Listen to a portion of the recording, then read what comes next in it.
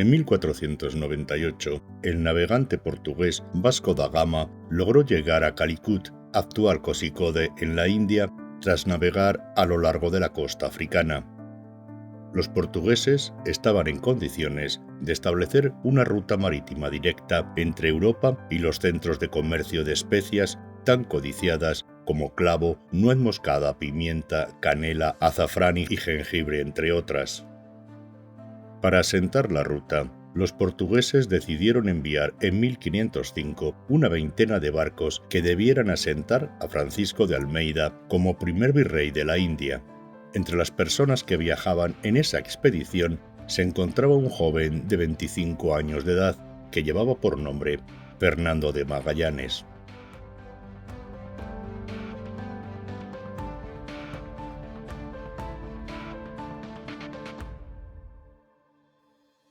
Durante su estancia en aquellas latitudes, Fernando de Magallanes participó activamente en varios enfrentamientos armados, incluida la conquista de Malaca.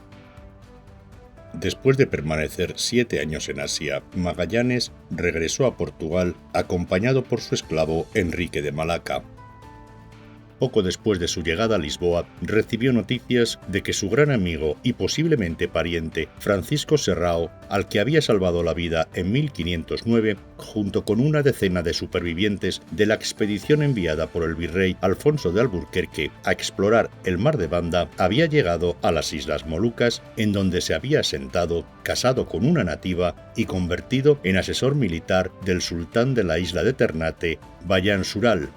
La periódica correspondencia que recibía Magallanes de su gran amigo le fue muy útil para conocer datos importantes de aquellas islas y qué se producía en ellas. Las Molucas son un grupo de pequeñas islas situadas en el archipiélago de Indonesia, conocidas entonces por ser la única fuente mundial de clavo, una especia muy valorada en Europa. Además de que algunas de aquellas islas era donde más nuez moscada y macis se producía del mundo.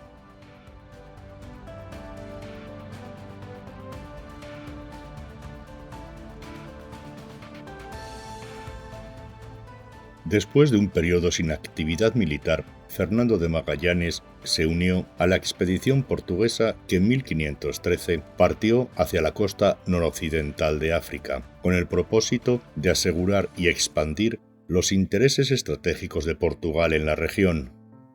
En la batalla de Azamor, en el actual Marruecos, Magallanes sufrió graves heridas que le dejaron una cojera para el resto de su vida. Posteriormente, durante su estancia en aquellas tierras, tuvo que enfrentarse a acusaciones de realizar actividades comerciales no autorizadas con comerciantes magrebíes. Afectada su reputación, distanciado del rey Manuel I de Portugal y poco aceptado por parte de la sociedad lisboeta, a Magallanes pocas ofertas de empleo le llegaban, por lo que decidió dedicarse al estudio de nuevas cartas de navegación y analizar la información que Francisco Serrao le había enviado desde las Islas de las Especias, especialmente las últimas cartas donde le daba las coordenadas precisas de dónde estaban situadas. Tras mucho tiempo de estudio, llegó a la conclusión que era posible que las Islas Molucas estuvieran en la demarcación que el Tratado de Tordesillas había asignado a Castilla, y decidió compartir sus dudas con uno de los mejores cosmógrafos del momento, Ruy Faleiro, quien le apuntó que era factible que las Islas de las Especias estuvieran dentro de la demarcación castellana.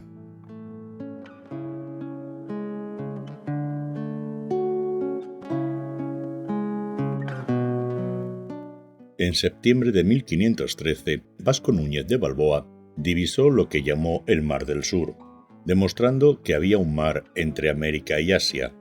3 años después, se produjo el fallido intento de Juan Díaz de Solís para encontrar un paso que conectara los dos mares.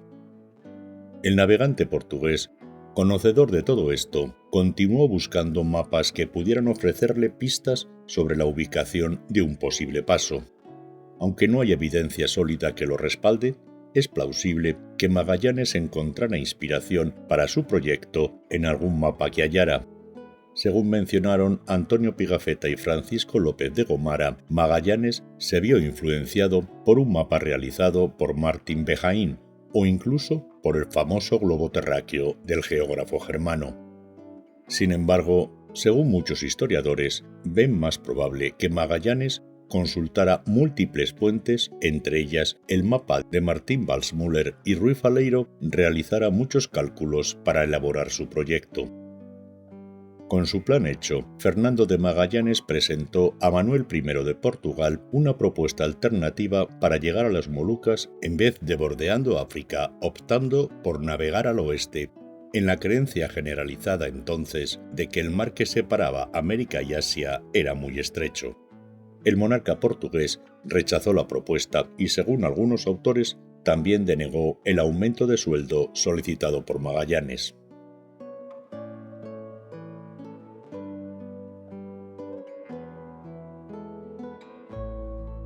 En octubre de 1517, Ruy Faleiro y Fernando de Magallanes se encontraban en Sevilla, ciudad donde se decidía todo lo relacionado con los descubrimientos y expediciones marítimas españolas. La ciudad andaluza albergaba una destacada e influyente colonia de portugueses, gran parte de ellos poco afines a Manuel I de Portugal, pues el monarca luso tenía fama de recompensar mal a los que le habían servido bien. Una de las personas más influyentes de esta comunidad era Diego Barbosa, quien había prestado destacados servicios a los reyes católicos y ocupaba el cargo de alcaide de los reales alcázares y atarazanas, además de ser uno de los 24 regidores del ayuntamiento sevillano. Barbosa facilitó el encuentro de los dos portugueses y Juan de Aranda, uno de los 4 factores de la Casa de Contratación de Sevilla. El burgalés se entusiasmó con el proyecto y les aseguró a Faleiro y Magallanes que les facilitaría una entrevista con el obispo de Burgos, Juan Rodríguez de Fonseca, figura clave como presidente del Consejo de Indias en todo lo relacionado con la organización y autorización de expediciones transoceánicas.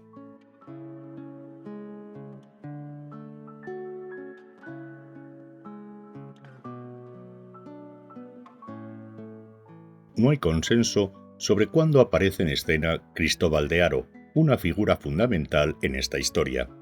De Haro era un importante comerciante y financiero burgalés, seguramente originario de una familia de mercaderes judíos conversos procedentes de La Rioja que desde Burgos habían establecido una red de delegaciones comerciales en las principales plazas financieras de Europa y forjado alianzas con destacados banqueros alemanes como los Fugger y los Belsar.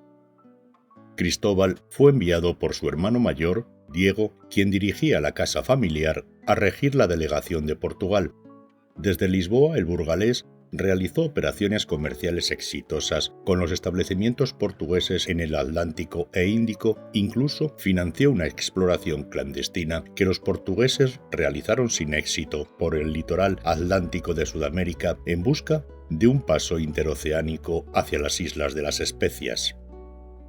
La situación de Haro en Portugal cambió cuando Manuel I modificó su política y comenzó a obstaculizar las actividades de los comerciantes extranjeros en su país.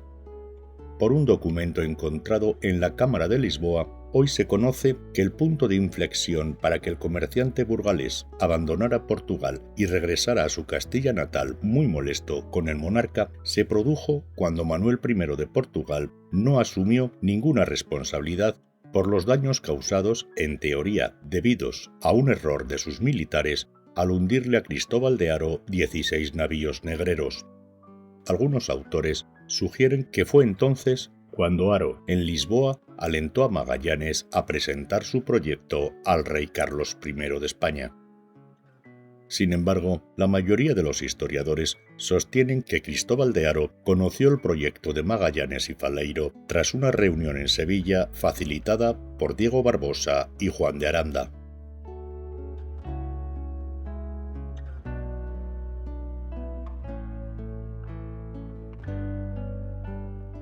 Con el respaldo de Cristóbal de Haro y la intermediación de Juan de Aranda, Magallanes y Faleiro lograron entrevistarse con el influyente obispo Juan Rodríguez de Fonseca, quien previamente había participado en el intento castellano de incursionar en el lucrativo negocio de las especias y el comercio con el Extremo Oriente cuando le tocó organizar la fallida expedición de Juan Díaz de Solís. El obispo de Burgos les aseguró que facilitaría una audiencia con Carlos I y allanaría el camino para que los principales consejeros flamencos del monarca no obstaculizaran el proyecto.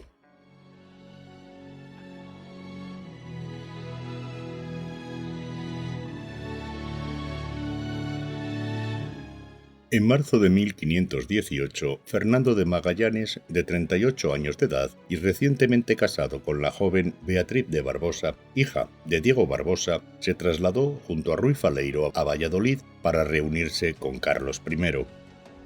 En la ciudad castellana se les unió Cristóbal de Haro y tras negociar algunos asuntos con Juan de Aranda, presentaron a Carlos I su proyecto para dirigirse a las Islas de las Especias, navegando hacia el oeste por aguas asignadas a Castilla según el Tratado de Tordesillas. Magallanes en la entrevista mostró mapas y las cartas de Francisco Serrao indicando que aquellas islas estaban tan lejos que se salían de la demarcación portuguesa. En aquel momento, la línea divisoria atlántica del Tratado de Tordesillas era clara, pero no así donde se encontraba la del recién descubierto Mar del Sur, por lo que los cálculos de Ruy Faleiro deberían de ser esenciales para determinarla. Inicialmente Carlos I, quien contaba tan solo 18 años, no quedó del todo convencido, pero las palabras de Juan de Aranda y el ofrecimiento de Cristóbal de Haro de financiar por completo la expedición y principalmente el respaldo que dio al proyecto Juan Rodríguez de Fonseca hicieron cambiar la opinión del monarca e incluso que se entusiasmara. Fonseca sabía del talento de los marineros, cosmógrafos y cartógrafos portugueses. Su experiencia le decía que el proyecto de Faleiro y Magallanes era sólido. Además, el de Toro era consciente de que para ser protagonista en el lucrativo negocio del comercio con Oriente, había que apostar y hacerlo con unos cuantos barcos y las vidas de unos cientos de desdichados. No era mucha apuesta comparado con el beneficio que el reino podía obtener. El 22 de marzo de 1518, Carlos I, tras naturalizarlos como castellanos, nombró a Francisco de Magallanes y a Ruy Faleiro capitanes generales de la Armada de la Especiería. Ese mismo día se firmaron las capitulaciones, estableciéndose las condiciones del viaje, beneficio y obligaciones de las partes involucradas.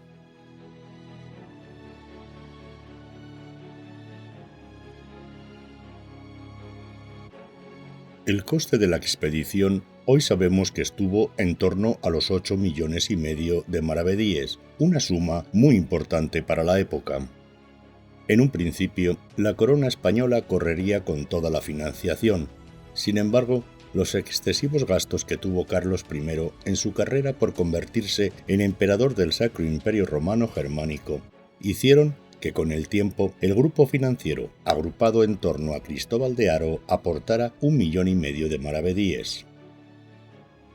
La Casa de Contratación de Sevilla comenzó buscando las 5 naves que debieran surcar los mares, preparar el avituallamiento para 2 años aproximadamente de travesía, adquisición de armas y la contratación de la tripulación.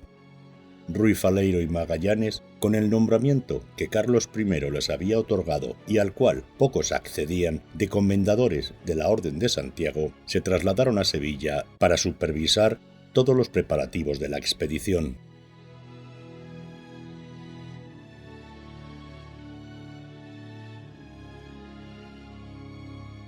Muy pronto comenzaron los problemas por el fuerte carácter de Faleiro. En septiembre de 1518, el embajador portugués informó a Lisboa que Faleiro dormía poco y estaba casi descerebrado. En julio de 1519, un espía portugués informó que Faleiro había perdido completamente el juicio.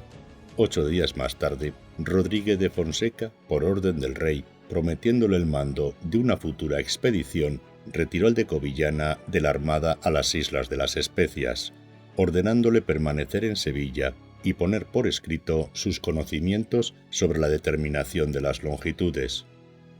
Rodríguez de Fonseca que había visto con temor a dos portugueses de origen al mando de la flota, nombró a instancias del rey a su sobrino y grande de España, Juan de Cartagena, como veedor real y co-capitán de la expedición, designación que obligaba a Magallanes a consultar a Juan de Cartagena las decisiones importantes.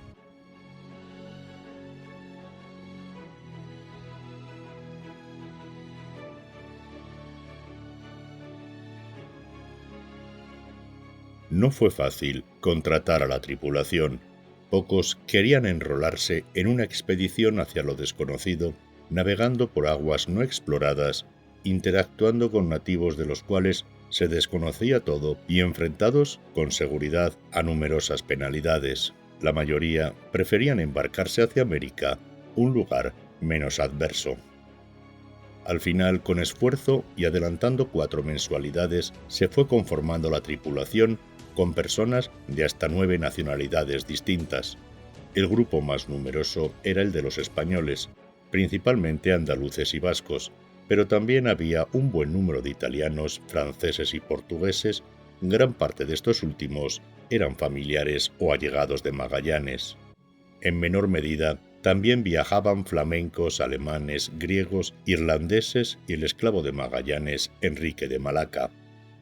Entre los tripulantes, como oficial, se había enrolado un guipuzcoano de Guetaria llamado Juan Sebastián Elcano. Debido a problemas financieros, Elcano tuvo que vender su nao a unos comerciantes de Saboya, con lo que tuvo que huir, pues vender un barco a extranjeros estaba prohibido y era penado. ¿Qué mejor forma de desaparecer que unirse a una expedición que duraría al menos 2 años? También formaba parte de la tripulación un joven veneciano alejado de todo lo relacionado con la guerra o la marinería, que sin embargo era recomendado por el nuncio del Papa, un ávido lector procedente de una noble familia en busca de aventuras y la oportunidad de escribir sobre ellas. Su nombre era Antonio Pigafetta, quien escribió y publicó un detallado diario del viaje.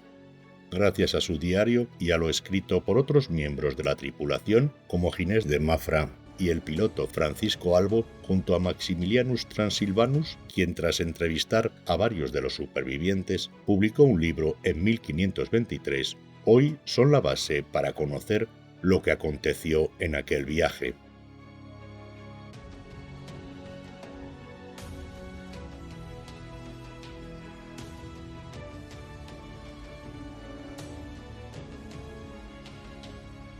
A medida que avanzaba el tiempo, las tensiones entre los castellanos y portugueses no disminuían. Los primeros, especialmente los capitanes y funcionarios, albergaban la sospecha de que Magallanes favorecía los intereses de la corona portuguesa, mientras que Magallanes y sus allegados sentían que los castellanos solo obstaculizaban su proyecto. Manuel I de Portugal, quien consideraba una traición que 2 de sus súbditos se hubieran unido a una potencia rival, y había intentado sin éxito que fueran arrestados por las autoridades españolas, aprovechando esta situación, intensificó la labor de sus espías para que obstaculizaran al máximo el buen fin del proyecto, incluso difundiendo mapas que negaban la existencia del paso entre los 2 mares.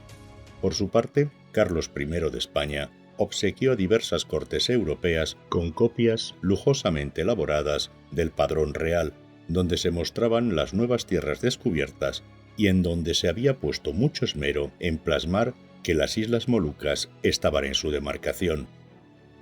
Pese a los obstáculos diplomáticos, no fueron estos los que pocos días antes de que partiera la armada estuvieron a punto de que ésta no lo hiciera, o al menos como estaba planificada. Con los barcos prácticamente preparados para iniciar el viaje, Magallanes ordenó engalanarlos con gallardetes y banderas de los colores de su linaje. Algunos marineros interpretaron estos símbolos como emblemas de la corona portuguesa, lo que desencadenó un motín. Fue necesario que miembros de la Casa de Contratación intervinieran para garantizar la seguridad de Fernando de Magallanes y sus familiares y hacerles ver a los marineros que estaban en un error.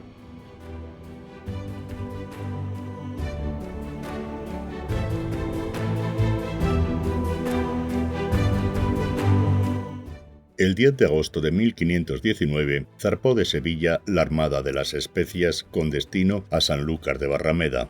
Al mando de la flota, a bordo de la nao Trinidad de 110 toneladas, se encontraba Fernando de Magallanes, un hombre sin tierra que anhelaba regresar de las Islas Molucas convertido en una persona rica y plagada de honores. Carlos I y Fonseca habían dejado claras las instrucciones a Magallanes: llegar a las Molucas buscando un nuevo paso, pero sin descartar otras opciones si no lo encontraban. Una vez en las Molucas, debían comerciar con los nativos. Para ello, llevaban artículos de intercambio y regresar cargados con la especia más codiciada entonces, el clavo. También debían confirmar in situ si las Islas de las Especias estaban dentro o no de la demarcación castellana. El resto de la armada la componían la San Antonio, de 120 toneladas, bajo el mando de Juan de Cartagena, la Concepción, de 90 toneladas, dirigida por Gaspar de Quesada, la Victoria, de 85 toneladas, comandada por Luis de Mendoza, y la Santiago, de 75 toneladas, capitaneada por Juan Rodríguez Serrano. Durante las semanas que la flota permaneció en Sanlúcar, Magallanes aprovechó para trasladarse a Sevilla en falúa y hacer testamento en favor de su hijo Rodrigo y de las futuras criaturas que su esposa, embarazada, pudiera dar a luz. Es probable que también concretara algún detalle en la casa de contratación, pues se rumoreaba que el rey Manuel I de Portugal había enviado una flota para capturarlo. El 20 de septiembre de 1519, la flota partió de Sanlúcar de Barrameda hacia las Islas Canarias, donde se abastecería de pescado salado, agua, carne, brea y leña antes de adentrarse en el Océano Atlántico.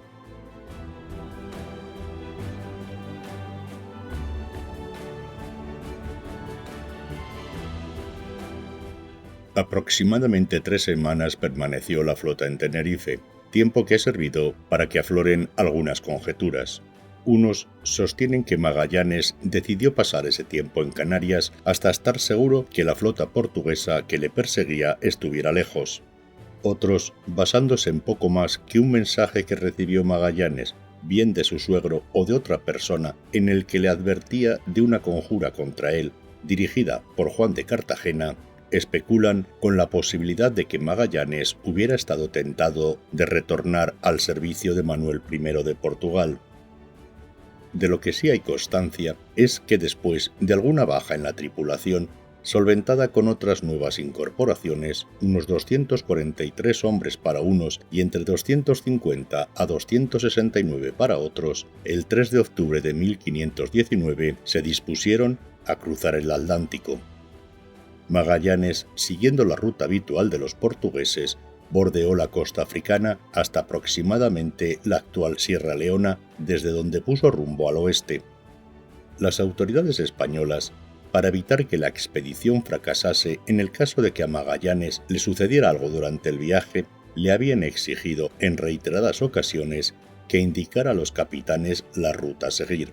Sin embargo, Magallanes, a quien Bartolomé de las Casas definió como una persona agria y desagradable, pero de un porte muy honrado y capaz de llevar a hacer las cosas que se propone, consciente de que su poder estaba en ser el único en conocer concretamente dónde se encontraban las Islas Molucas, siempre fue remiso a dar tal información, y cuando lo hizo fue de forma parcial. El desconcierto entre los capitanes españoles por la ruta tomada por Magallanes provocó que Juan de Cartagena, quien no se sentía tratado como esperaba, en un momento le echara en cara a Magallanes que no estuviera cumpliendo las órdenes del rey y no le hubiera informado previamente antes de tomar cualquier decisión importante. La respuesta de Magallanes, quien desconfiaba mucho de Cartagena, fue, poco tiempo después, relevarlo del mando de la nao San Antonio, la más grande de la flota. Tras algo más de 2 meses navegando, el 13 de diciembre de 1519 llegaron a la bahía de Santa Lucía, donde hoy se encuentra Río de Janeiro. Tras pasar unos días reparando las naves, haciendo aguada y aprovisionándose, continuaron su viaje hacia el sur, a las aguas a las que hasta entonces, al menos oficialmente, solo habían sido exploradas por Juan Díaz de Solís. comenzaba la odisea, las desdichas y penurias de una expedición en la que unos pocos lograron la proeza de ser los primeros en circunnavegar la Tierra, acontecimientos que tendremos que narrar en un próximo capítulo.